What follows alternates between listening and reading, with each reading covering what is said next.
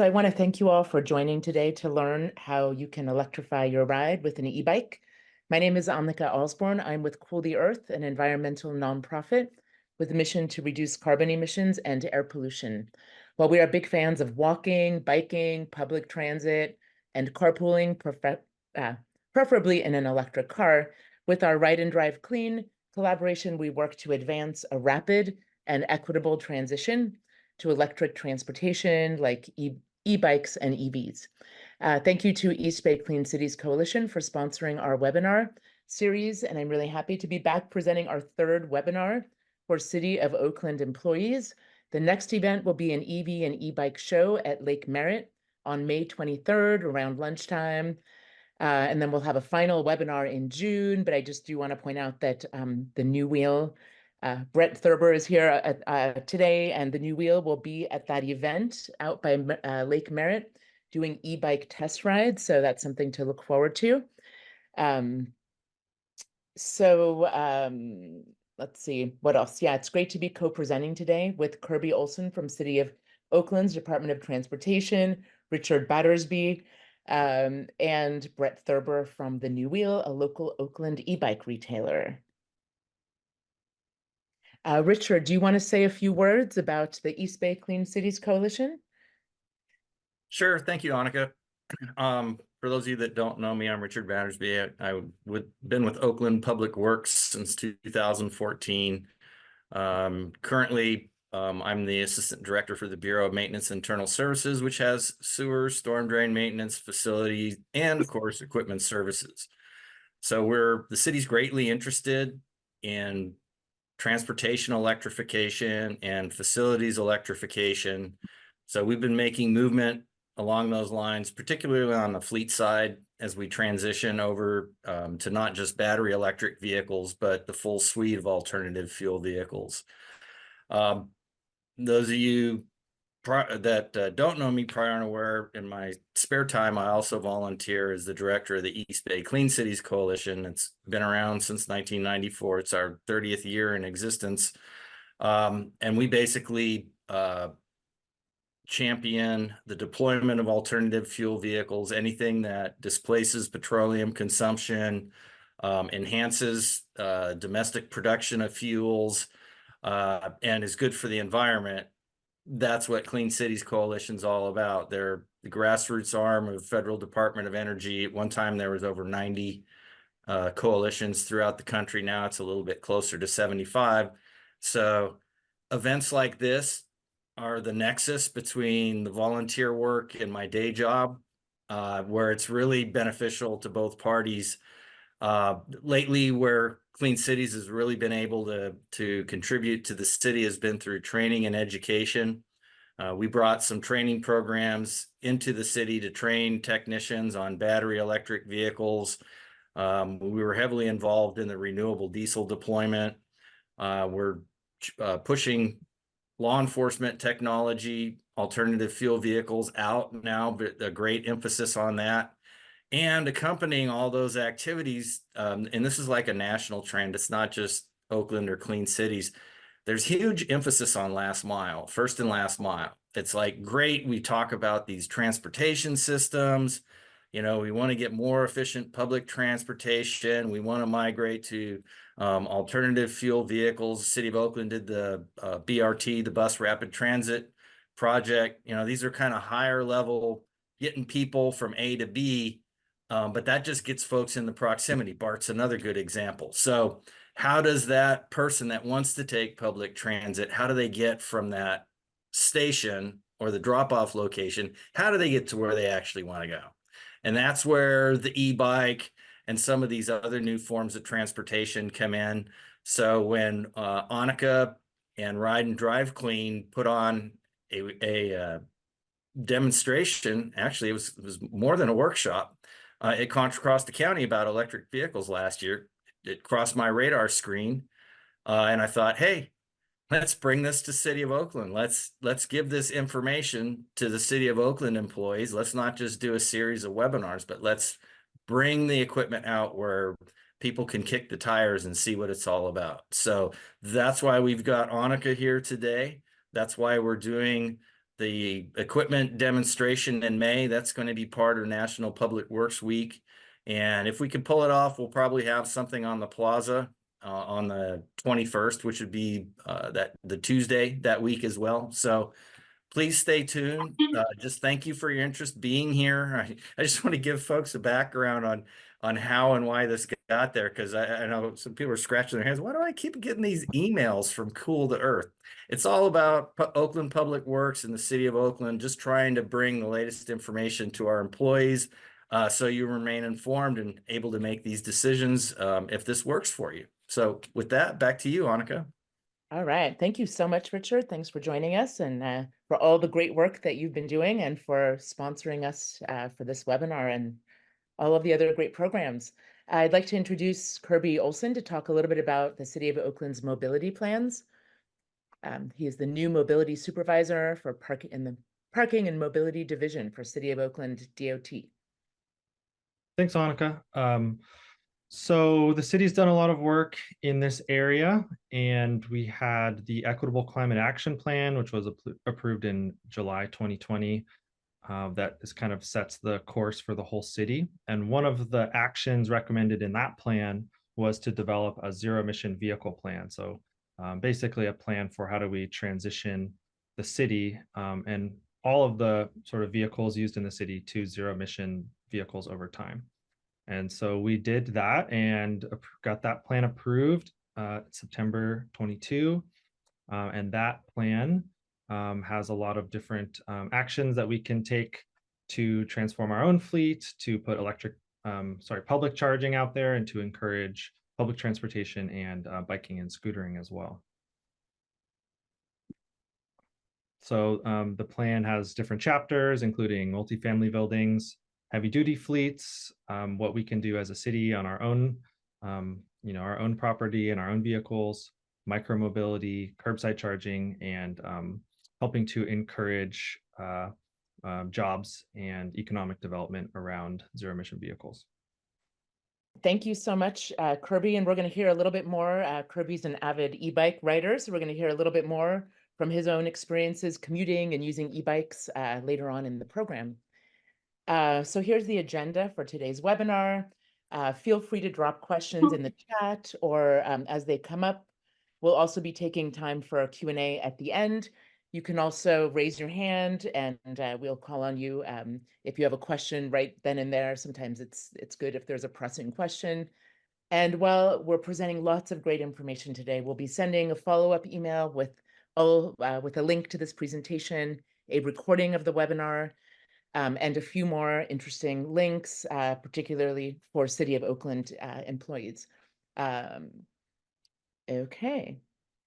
So just a little bit about me. My family loves to bike, and we do a lot of mountain biking here in Marin County where we live, and e-biking when we're on vacations. At home, we drive all electric. We have an around town EV with low miles, the Volkswagen e-Golf that we love, and we use a longer range EV for road trips and camping.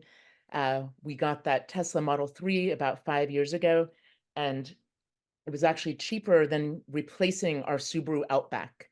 So, and then since we've had the EV, no maintenance costs, literally no maintenance costs, and very affordable fuel. So it's been a really great thing.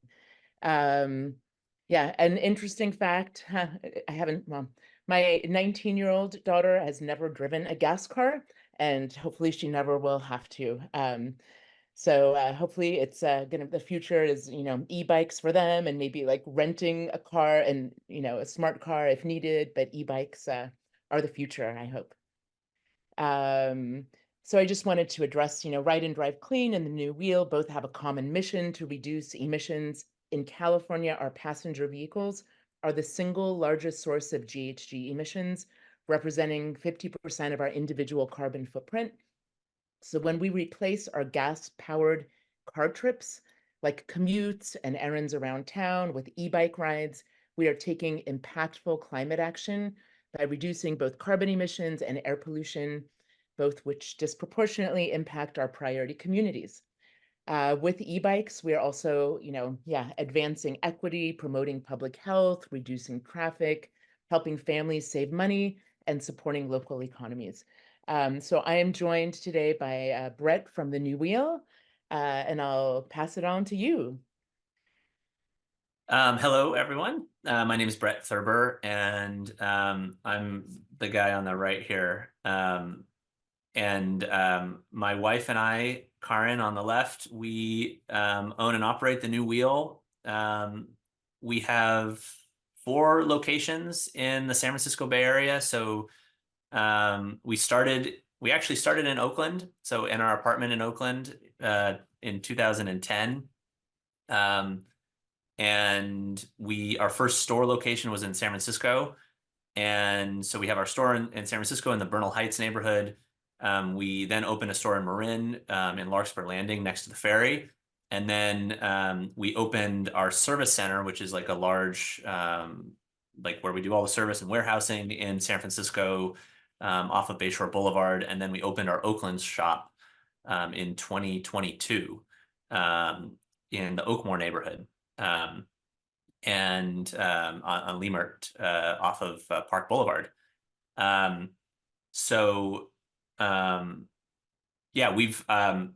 I discovered electric bikes many, many years ago, what we say internally before e-bikes were cool. I saw that in Europe, Europe and Asia, electric bikes were starting to take off. And I thought this was a really interesting idea. And so I went and tried one, and it totally knocked my socks off. And I realized that this could solve so many, not only solve so many transportation problems that people have, but also it's just such a joyful vehicle. It's such a wonderful way to get around. It gives you superpowers. For many of the trips we do, not for everything, but for most of what people do on a daily basis, it is the best way to get around and the quickest and the most joyful. So that's our history. Over the course of the last 10 years, or no, more than that now, 2024 will be our 14th year anniversary. We have over 10,000 electric bike riders. And we've always focused here locally in the Bay Area. We don't ship bikes because both the service and the bikes themselves are long-term really made more meaningful by just having that local service and support because they are vehicles and you do need that sort of support network. So we've always focused locally. And so all of those 10,000 bikes are for the most part in the San Francisco Bay Area riding around the streets. Yeah, this speaks for itself here. Never been a better time to start. Things have gotten so much better in a relatively short amount of time. There's a long way to go, but we've got, in Oakland, the infrastructure is first class in many places. There's we've got great weather here in the Bay Area almost all year round. And even when it's raining, it doesn't rain all the time. And it's only going to get nicer this time of year. And, we have, as Annika mentioned, we're at a point in history that we really do need to make some decisions about how we get around, and to do more with less and live better for it is a really great opportunity. So there's a number of things that make electric bikes amazing. This is some of the reasons. So no traffic. You'll never be in traffic again when you ride an e-bike. Easy parking. You can park right in front of your destination. So you may take sometimes a little longer to get from point A to B, but when you factor in actually getting to your destination, unless you're, what I tell people is less than 15 miles, you will get there probably faster on an e-bike door to door than you will in any other vehicle. Especially, and if you're doing under 5 miles, that's no question. You don't need a speed bike. On 15 miles, then we'll get into different classes of bikes, but a faster bike will get you there fast. it's fun and healthy. So it's the nice thing about a good electric bike is with a pedal assist system, which we'll talk about, it amplifies your pedaling but doesn't replace it. So you actually get more fit, but it's the best analogy is like snorkeling. You know, you're swimming around with the fishes, enjoying the show, but you notice that you're really tired afterwards. And that's the kind of way with an e-bike, you actually get exercise, but you're enjoying the whole time. And there's zero emissions. It's the most efficient vehicle that people have ever come up with, besides maybe like a electric train running at over 70% capacity is a little bit more efficient than an electric bike. But other than that, there's no other vehicle that is as efficient as an electric bike. Yeah, the infrastructure in Oakland has gotten better and better, and it's getting better all the time. So it is, and the more people that ride, the better it gets. So it's ever improving, and yeah, that kind of speaks for itself. So where do you start when you're thinking about, you know, starting cycling? Some of you might already be cycling. Some of you maybe are just getting into it. So we can go to the next slide here. You know, there's a few things to expect. You know, it's a little bit of an adjustment when you get into riding. You know, the routes you might take are a little bit different. Actually your visibility on a bike is incredible. Like there's no you've got 180-degree views, so you actually are very, very aware of where you are at all times. But you know, there's an adjustment to you know, how you interact with other cyclists, how you interact with bikes. There's an adjustment around balance and handling, but as they say, if you've ridden a bike, you know, you never forget, and that's the case with an electric bike as well. But you know, all in all, like once you take a test ride, you'll see, you know, there's increased awesomeness and more joy. That's what it really comes down to on an electric bike.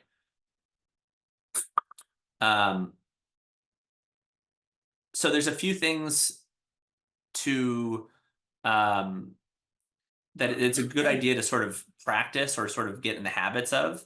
And what I usually recommend for someone who's really new to riding a bike is your first ride shouldn't ever be like just, you know, get on your new bike and maybe do your 10-mile commute to the office and back. You can do that if you're feeling confident, but it's nice to sort of do practice runs a little bit, getting familiar both with the vehicle, but also the routes. And there's a few key things that you want to be really comfortable on. Getting on and off the bike is one thing, especially if you have a cargo bike and you're taking your kids to school or something like that. Like getting on and off is easy, but you just have to practice it a little bit. That goes with starting and stopping. One thing that people like to try to do is when they stop on their bike, they like to be able to stay seated and put their foot down.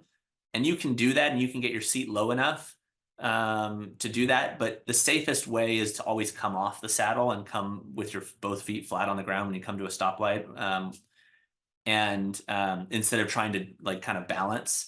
But if you need to lower your seat to start, that's fine. But you'll eventually probably want to raise it up to a place where your knees aren't too bent, so you can be comfortable riding on a longer ride. Parking and locking, like where to park, how to lock.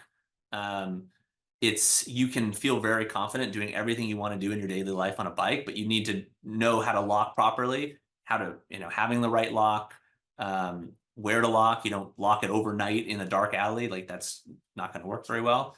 And then loading and having all the gear and things like this to be able to actually do your daily life on a bike is really important.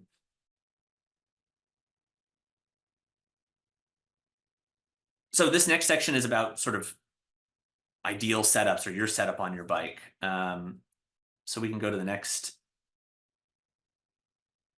slide here. So, you know, you want to ask yourself, when you're considering what bike to buy or how to set up the existing bike that you have, there's a few questions that you want to ask yourself. And I always like to tell people, like, think big about what it can be to have a bike. A lot of people, like, they'll come into our store and they're really thinking in terms of like, hey, I want to go from my house to the school, or I want to go to the house to the office, and I need to go just A to B and back again. But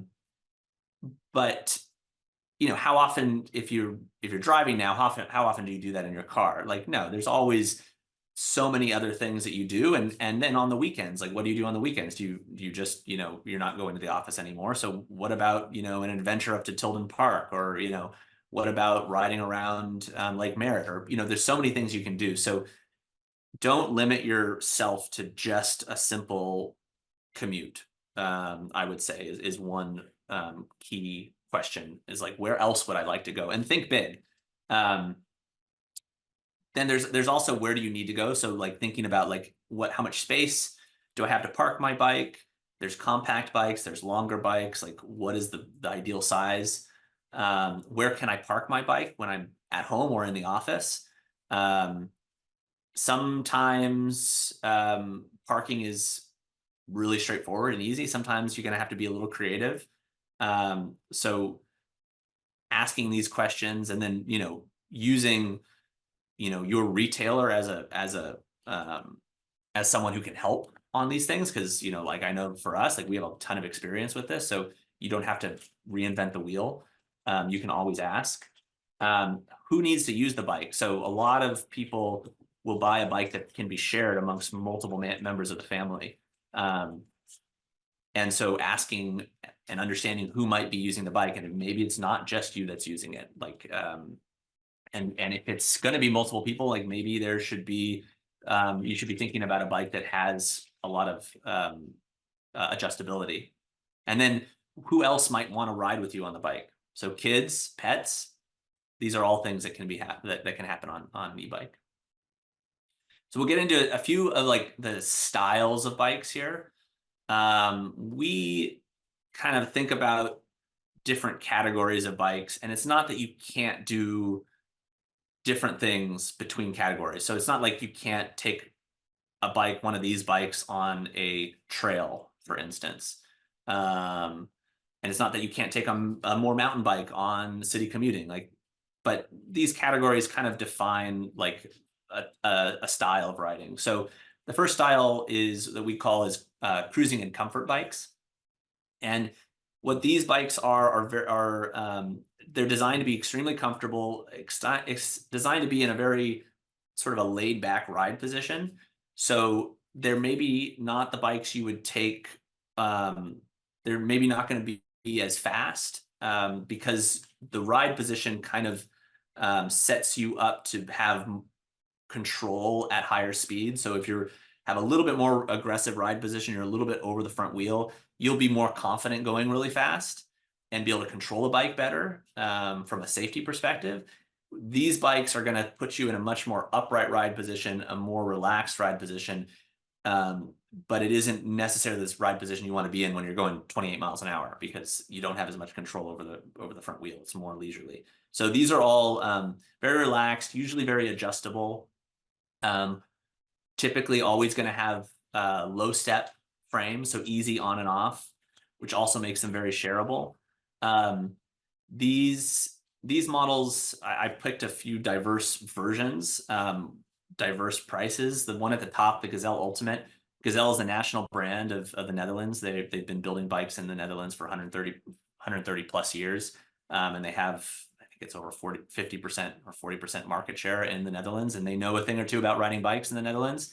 And this is the classic Dutch bike. So it's easy on and off. It's relatively lightweight. It's very low maintenance. It's super adjustable. And they have a very value oriented. They're not the cheapest bikes, but they're very high quality, and they're built with the Bosch motor system. The one at the bottom there, the Turned NBD, is a compact bike designed to be really easy on and off, a very friendly size. Turn is known for their compact bikes that fit a wide range of riders. But still the ride position of this is kind of similar to the Ultimate, actually. Actually, I got the name wrong. This is not called the Gazelle Ultimate. This is called the Gazelle Arroyo. I got that wrong.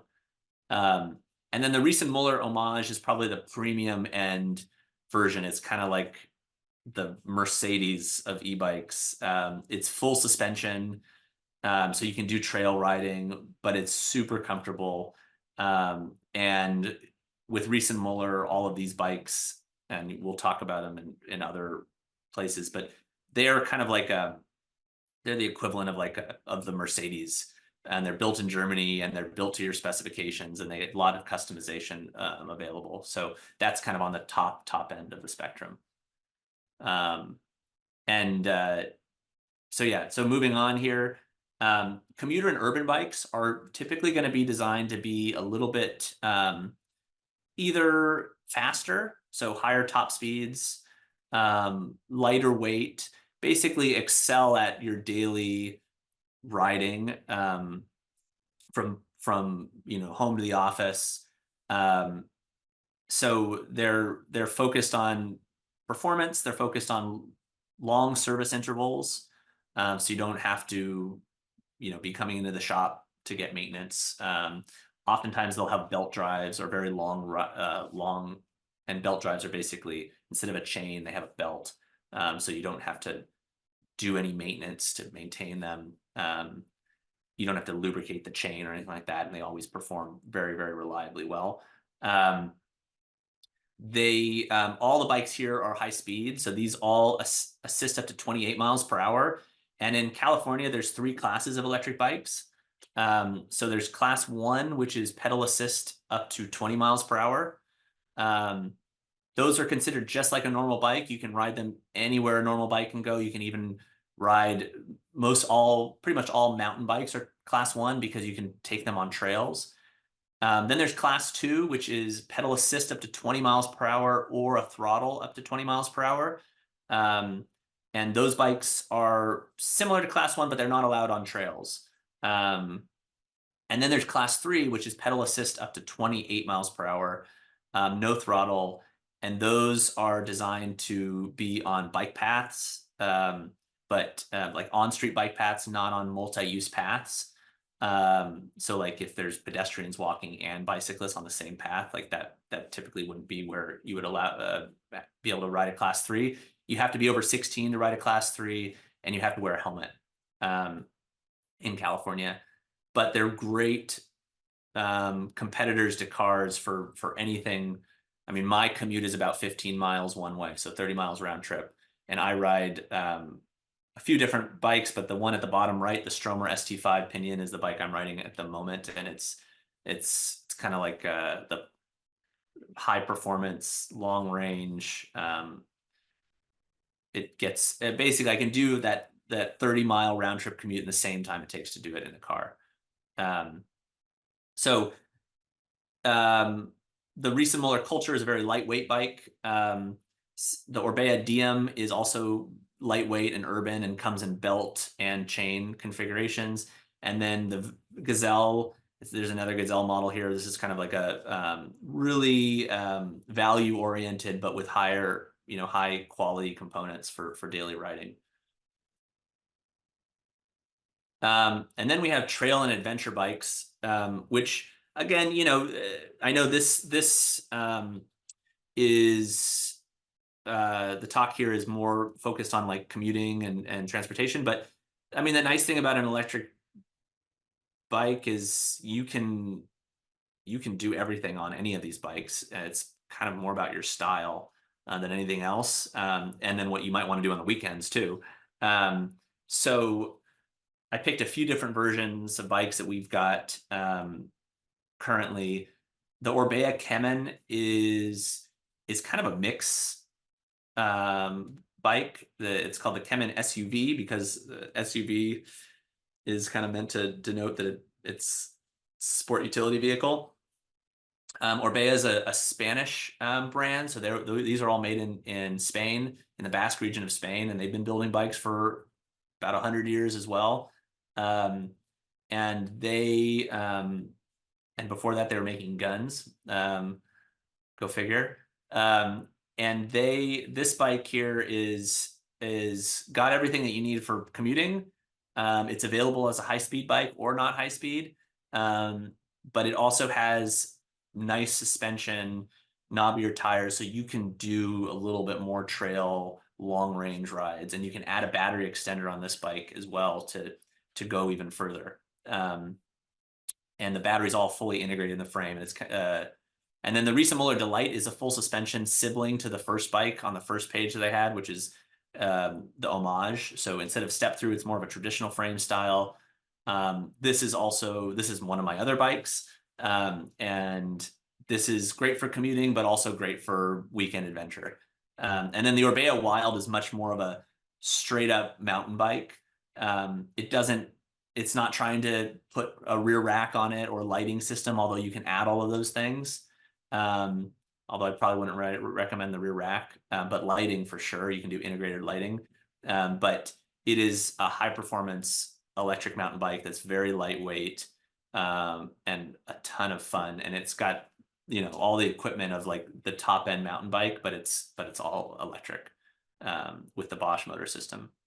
So then there's kids and cargo bikes, and every e-bike in a way is a cargo bike, maybe with the exception of the Orbea Wild on the first page. And by that, I mean, like, you can carry a whole lot of stuff on a bike. Like, even if it's got a normal rack or a normal rack and a front rack, you can carry a lot of stuff.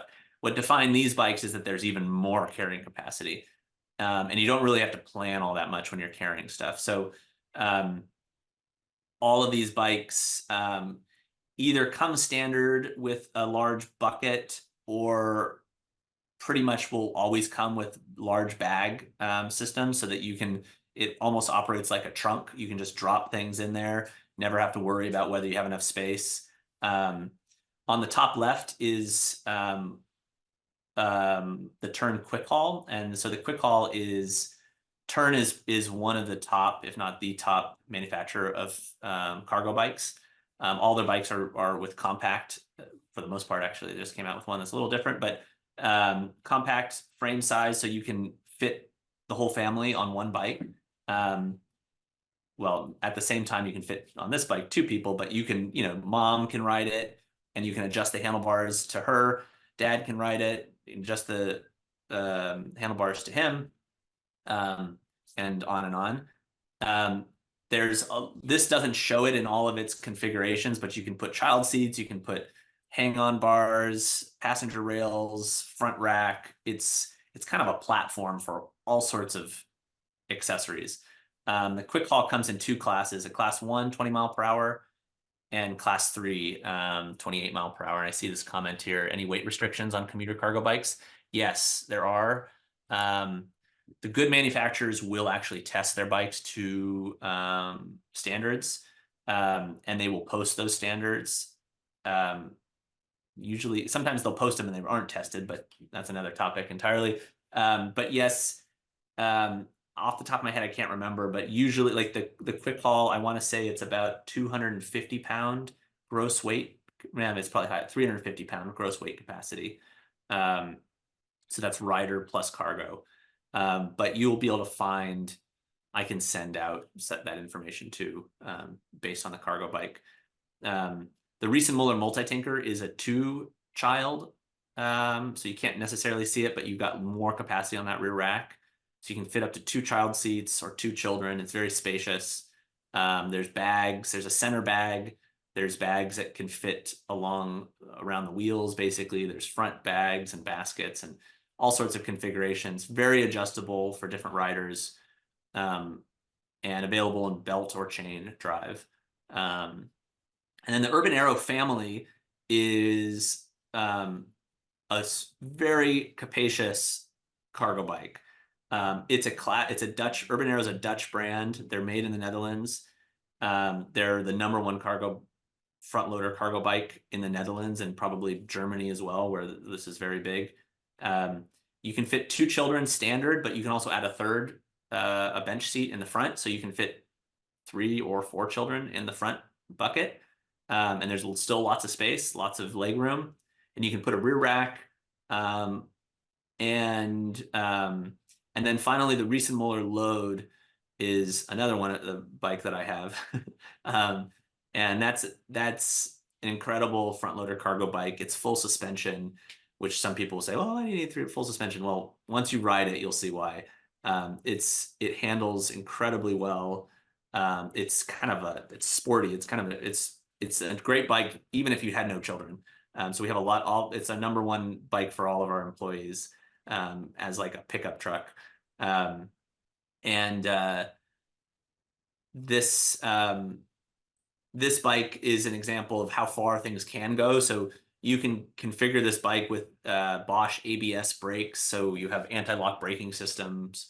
So it really, everything in the car world is, and Bosch is one of the biggest car manufacturers or car part manufacturers in the world, is now sort of moving into the e-bike world, but in a very human scale and very, has really practical applications. So ABS brakes, if you're not familiar, means that it's anti-lock braking. So you don't have the possibility of your wheels locking out and skidding, and the brakes are regulated. So if you get into a tricky situation with gravel or oil or anything like that, the braking system knows to regulate the wheel spin to give you traction the whole time. So it's really like an incredible safety feature that is now starting to show up on a lot of bikes, starting with bikes from Reese and Muller. All of these bikes have Bosch drive systems as well. Hey, And Brett, yeah. I don't know if you see the question from May. She's curious about like the small fold-up bikes that you can get at like Yeah. Costco. What are your thoughts for like city streets? Do you have just any brief comments on that, since we do have to? Yeah. So, the folding bikes, what I tell people is like, it's really hard to do a really good folding bike just for the folding. And then when you add a motor system, it's like an additional level of complexity. But the marketers know that like it's a very appealing thing to people, the idea that you can fold up the bike and just really easily throw it in the back of your car. So like the idea that they're selling is really like, oh, this is super easy, but like the execution is very hard to do well, especially from a quality perspective. And my experience is, as an entry, there's a lot of ways to enter into the e-bike world that is and just kind of proof of concept that's low price but long term. And like the Costco bikes are an example. Like they might be a good way to just start riding and just like try this out, but long term serviceability, reliability, and performance are all going to suffer, because you do get what you pay for. It does work out that way. For maybe for the first 6 months it's good, but there are issues there. So I would personally, what I tell people is it's better to buy a higher quality or used bike than a lower quality new bike, especially from like Costco. I guess they have good return policies. That's one way to go, but they're not going to they're not going to be able to service the bike. That's the problem that you run into. Great. I don't know how long it would take to go through all of these different bikes and see what class they are, but should we just Yeah, for the most part, yeah, I can quickly do it. It's really fast. All the cruising bikes, so the Gazelle Arroyo, it's not the Ultimate, is a class 1, 20 mile per hour. The Turn NBD is a class 1, 20 mile per hour. The Reese Muller Homage is configurable as either a class 1 or a class 3. You choose. There's lots of different options. The Medio T10 comes in a class 1 version or a class 3 version. The Orbea DM also comes in a class 1 or a class 3. The Culture comes in a class 3 only. And then the Stromer is class 3 only. And then on the next page, and the class 3 is 28 miles per hour. The Kemen SUV is 20 or 28, depending on what you choose. The Delight is 20 or 28, depending on what you choose. And then the Wild, because it's a mountain bike, is only going to be class 1. And then on the cargo bikes here, these are all, so the Quick Haul you can get in class 1 or class 3. the Multi-Tinker is only class 1, the Urban Arrow is only class 1, and then the Riesenmuller load is both class 1 or class 3, depending on how you configure it. Okay, thank you so much. I wanted to just address, there are a few questions coming up in the chat, which we'll get to at the end. I do want to let you know that the New Wheel is offering a special discount for special promotion for City of Oakland employees, and we'll talk a little bit about that toward the end. So we're moving on to where the rubber hits the road. And So accessories worth knowing about, at least, or considering. Tires. A lot of bikes will come with really good tires, but you got to think about where you ride. We have, like, my route, I've not gotten any flats on my way to the service center where I'm at right now, except underneath the 101. There's just a horrible section of glass everywhere. And so it'd be perfect except for that one little patch. And so, but there are tires that are basically flat proof. And this is an example of one. So if you start getting flats, talk to your mechanic and find out why, because sometimes it can be solved. So that's one thing to know about. Lights. Any good e-bike should have a good lighting system, and there's different levels of lighting systems as well. So if you're riding, I know, like, if you're riding in Oakland, sometimes, like in the hills especially, like, it's dark. And you can get really great lighting that basically is like a car light, that you can see everything and be very visible. Kickstands, especially on cargo bikes, kickstands make all the difference. But all of our bikes, I think, except for the mountain bikes, have kickstands. It's kind of just a matter of course. But the kickstand makes the cargo bike often. So that's an important consideration. Snack bags, that's a fun thing. There's a lot of bag systems that you can accessorize your bike with that just are fun and useful, and you can go a little crazy adding things. And then a dropper seat post, it's a nice feature especially for cargo bikes, because it can get you down on 2 feet flat really fast and easy and adjustable for different rider heights without having to take the tool out and change things. It's kind of like it's the equivalent of a desk chair, like, adjustment. So you can just press a lever and drop down to the right place. So every modern mountain bike these days will have a dropper post, because it lets you go down really low, so you're not way up high at your pedaling place. So when you're going downhill, your center of gravity is lower. But you're starting to see it on cargo bikes as well, and normal city bikes. so Brett, I know we only have like 15 minutes left, and I'm hearing in the chat that maybe people want to hear a little bit more about the promotions that are going on. So I'm wondering if we might, like, skip ahead a little bit. And I was thinking I might bring us up to we can come back for people who want to stay after noon. But let's talk a little bit about, like, rebates and promotions. Let me just get us up here in the screen. And then I also want to give a few minutes for oh goodness, why We have a lot of slides, don't we? I know, for Kirby. Kirby's gonna, so why don't we talk a little bit about the promotions, then we'll come back to Kirby, who's a City of Oakland employee, to talk a little bit about this. So there are some, I just want to talk a little bit about these, like, incentive, like, programs.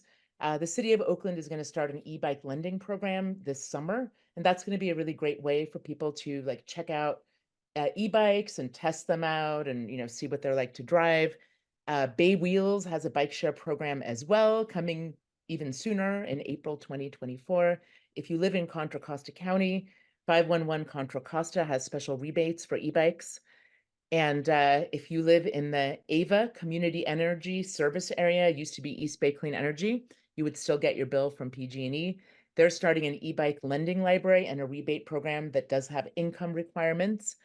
There's Bay Area Clean Cars for All, which is a scrap and replace program. You have to give up your old gas car and you can get a lot of money, like $7,500 towards an e-bike, but it also has income qualifications. And there's a California state rebate coming in 2024 with income requirements.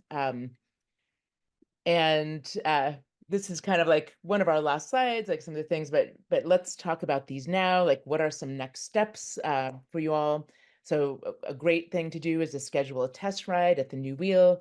Come out to our event, our EV and e-bike show for City of Oakland employees. It will also be open to the public May 23rd from about 10:30 to 1:30. We'll have e-bike test rides and free lunch for City of Oakland employees. So great way to get out of your home or the office and get outside and meet some of your work friends. And then Brett, I'll let you talk a little bit about the promotion through April.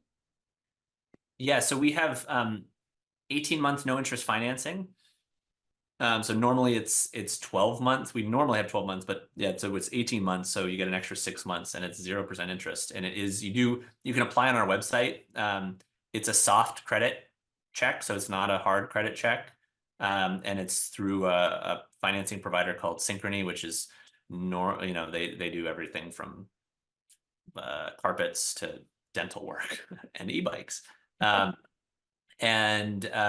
And then you can use as much or as little on financing as you like, and you can actually add anything. If you need a new helmet because your helmet's been around for too long or whatever, you can add that to the financing as well, which is really cool.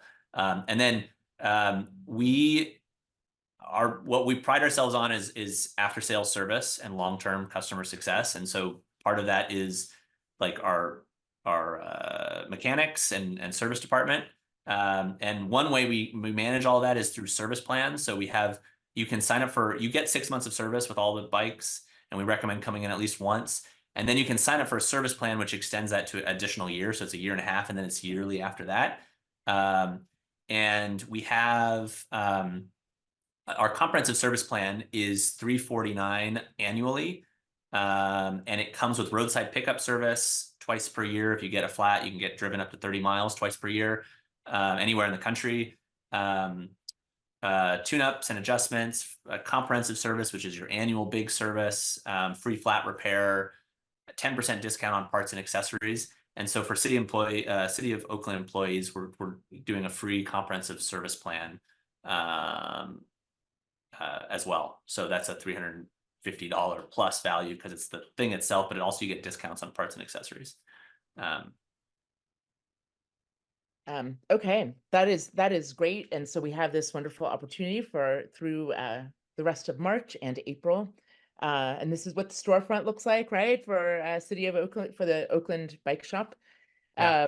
One last thing I'll just mention is we also have we have subscription e-bikes, so month-to-month subscription. So if you're looking at just trying something, just see how it works in your commute, you can sign up for a subscription, and it comes with maintenance and insurance. And it's much, it's month to month, and you can sign up for longer term too. So we have, it's called Freeway.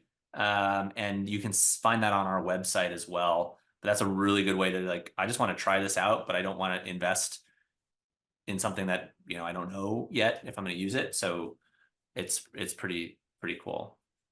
I can include a link to that in the follow-up email that I'll send out probably tomorrow after I get the recording. Okay, so at this point, I'd like to introduce Kirby Olson from City of Oakland. You heard a little bit from him earlier today, so take it away, Kirby.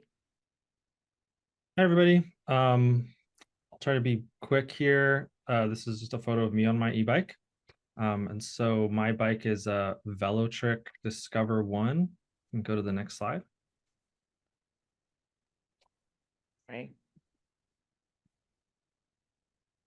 When I was thinking about what bike to get, some of the things I was prioritizing were price, but also power. I rode a bunch of e-bikes, and some of them were kind of underpowered. Like, they didn't really give all that much in terms of the motor assisting your riding. So I wanted to make sure I had a bike that had pretty decent motor in it. And then I wanted an upright style kind of commuter bike, sort of casual style. And so I settled on this bike. It was on sale at the time that I bought it. So the total price just for the bike itself was $1,050. I added some other accessories like a rear rack. I got myself a helmet, a Lumos helmet that has lights on the back. So just an extra set of lights, well, lights on the back and front. And then of course I had to get a good lock. So I got the Kryptonite New York. That's a 16 millimeter lock, which means it's more or less, well, you pretty much can't break it with bolt cutters. And one of the things about having an e-bike or any sort of expensive bike in Oakland is that people are going to try to steal it. There's just no way around that. And so you want to have a pretty good lock. And I will say, someone tried to steal this bike out of my backyard over the weekend, and they were not able to get through the lock. So the lock held up to their attack. And then I also got a loud horn. The brand is just called Loud Bike Horn, and it sounds like a car horn. And that's actually been my #1 safety accessory on the bike, just because drivers often don't expect you to be going as fast as you are. And so they'll kind of pull in front of you, thinking they have more time. And with the horn, they think I'm a car. And so they will actually stop for me. And yeah, so let's go to the next slide. So some of the things I love about being on an e-bike, it actually feels a lot safer than being on a pedal bike because I'm able to accelerate up to the speed of traffic very quickly. And so I'm able to get off the line at a green light just as fast as the cars, if not faster. And so I'm within their field of view much quicker, which is actually really helpful. Having the integrated lights is fantastic. The lights are bright, but also you never forget them. One of the annoying things I found about having a regular bike before, was having to take the lights on and off and forgetting them, or they run out of batteries or whatever. And so with this bike, they're always there. They're always bright, not a problem. Less mental resistance to riding. So sometimes with my acoustic bike, especially going long distances, sometimes I just feel tired or something, and I don't really want to ride to my destination, like to the grocery store or whatever. But with the e-bike, I don't really have that as much because it's just less work to ride. And so there's very few times when I think to myself, oh, I don't really want to ride. So it helps me to ride more. And I rode 1,000 miles in my first year. I bought it last January, and I'm actually more like 1,100 miles at this point. But I think I've been riding a lot, which is great. I do like the throttle. So one of the differences between class 1 and 2, the speed that you're getting assisted to is going to be the same, but class 2 has the throttle. And the throttle is actually part of what makes it fun for me, is because if you just get all of the power from the bike instantly, and you don't necessarily even have to be pedaling. And there's some times when I want to do that, like when the light turns red, or even other times, maybe for some reason, I just don't want to pedal. I just hit the throttle and I'm going, and it's great. Some of the downsides, it's really heavy. I can't bring it up the stairs. I live on the 2nd floor, so I have to park my bike in the backyard. Yeah, if you live on not the bottom floor, it's going to be hard to bring your bike up with you. So most of the time, if you're in that situation, I'd recommend you want to have a safe place to put your bike on the ground floor. Or get a light bike, and probably a bike that can have a removable battery as well. I also get less leg exercise. I'm kind of noticing that now. That's good or bad. I kind of make up for it at the gym, so it's not a big deal. But when you're riding a lot on a pedal bike, you get a lot of leg exercise. It's definitely it's part of the process, and I get a little less now. I probably get overall about the same amount of exercise because I'm biking a little more than I would, but it's just less effort on your legs. I do wish I'd bought the step through. So the one that I bought is it's not like a really high bar, but it's a relatively high bar that you have to step over. And the step through, I didn't think I would need that, but when you have a heavy bike, it's actually really beneficial to have the step through. Just because it makes it easier to get on and off. And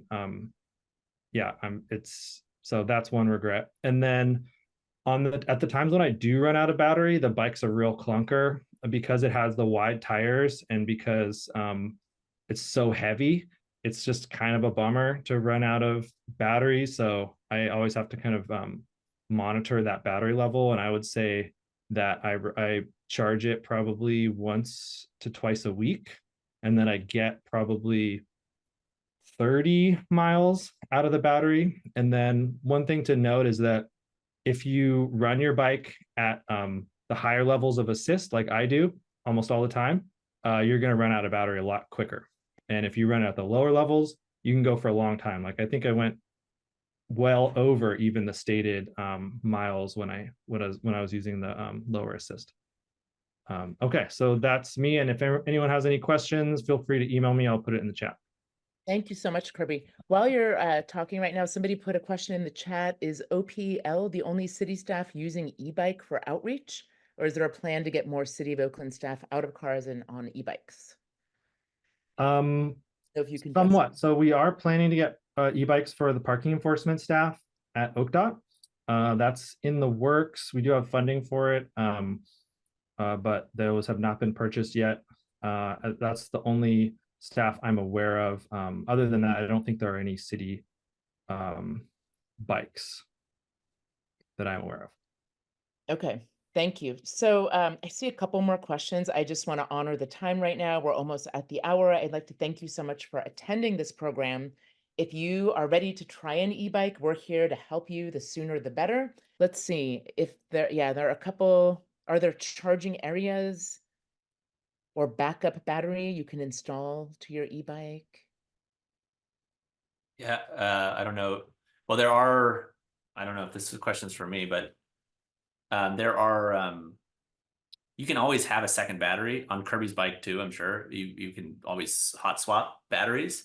It's not typically needed, but if you're going on a really long ride, you may have a second battery with you, but you can also they charge really fast. So typically it takes about 3.5 hours to charge an e-bike from empty to full, depending on the make and model.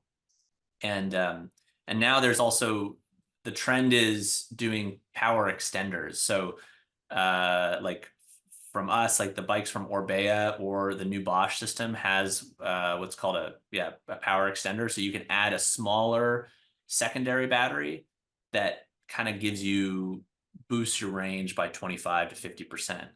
And they're lighter weight, and they're meant to be like your normal ride is with the standard bike battery that's on your bike, but then you want to go on a really long ride on the weekends, you just click in the second battery, and so it keeps the bike's weight low normally, but then you have this extra battery for like the occasional longer rides. But typically, the batteries are totally sufficient for all week riding these days.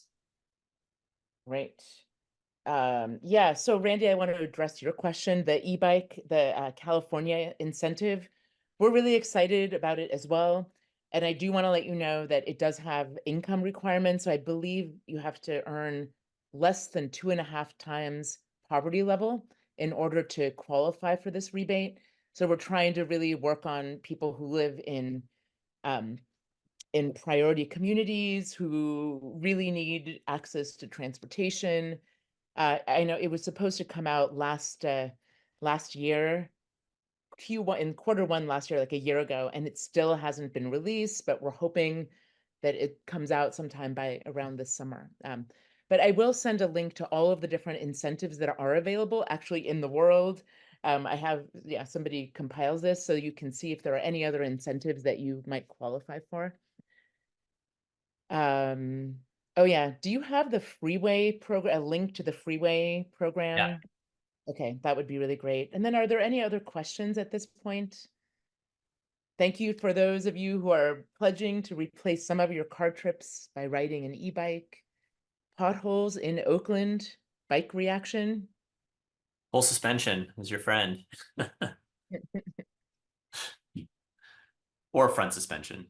But full suspension, you won't ever notice the potholes. Front suspension, you can add seat post suspension too. So front suspension with a seat post suspension is still very cush and not as expensive. One thing real quick, and I just thought about, because we were talking about this stuff. The battery in my little, I know this is different battery probably a little bit, but the e-scooter that I have is like $300 and some. Are batteries that much in pretty much everything? Yeah, or more for e-bike, it's gonna be it depends on the brand. But like a Bosch e-bike battery is like $800. Oh, wow. But the quality is there's a huge difference in quality of batteries. Huge. So usually, I was mentioned earlier, like you do get what you pay for, Yeah. and a battery that's like a cheaper battery will need to be replaced. Like you'll start noticing it degrading very quickly, whereas Yeah. like a Bosch battery, you'll go 6-7 years and it'll still have good range. And so like the combination of the warranty, how long is the warranty, plus whether it's real world gonna hold up well is a huge difference. So like a lot of what I know is like, there's a lot of batteries that start out really large capacity and they're cheaper to buy, but in a year's time, they They're don't. wearing out. Yeah, because it's if you know the science behind how all these battery packs are made and what's happening, like there's A, B, and C level cells. So the manufacturer's case basically they might all be from Panasonic, but like Panasonic basically says, okay, we made a batch of cells and these are the A cells. These pass the test and are really high quality. These are the B ones and these are the C ones. And then they sell all of them. Just depends on who's buying all of them. So like Bosch is always using the A level cells. So, their whole battery packs that's why they last longer. Whereas another manufacturer, they're still using Panasonic cells, but they're like the C level cells. So they're not all at the same voltage. They're kind of like, a little off. So you do, they aren't cheap, but they should last a really long time. And if you're spending less money in the beginning, it's probably because it won't last quite as long in the long term. Yeah, I think I heard it's very critical how you maintain it too. Don't let it go really long time. Don't let it go down certain percentage, all that stuff. Yeah. Yeah, except that I think again, so the way that these batteries are built, there's the cells themselves, which are the quality matters and all of this, but then they have what's called a battery management system, which is like basically a little computer that lives in the battery pack that like basically manages charging and balancing the cells and all of this stuff and all of those. And there's different quality battery management systems. So a good battery management system will, for instance, automatically go to sleep and shut the whole battery down if it hasn't been used for a little while, so it doesn't just flatline. And it will regulate so it doesn't overcharge or so, again, there's a level of sophistication that means that you don't the user can't really mess it up all that much. But some of that sophistication doesn't exist on other systems. Well, that's good to hear. Okay, thank you. And with all lithium-ion batteries, the manufacturers typically recommend that you keep them between 20 and 80% most of the time to prevent battery degradation. That's cell phones, laptops, EVs, e-bikes, everything. Right, that's pretty much everything on those. Yeah, I remember that. That's good. Thank you. Yes, thank you. Yeah, thanks everyone for coming. I don't see any more questions in the chat. Yeah. Cool. We'll be sending out an email soon.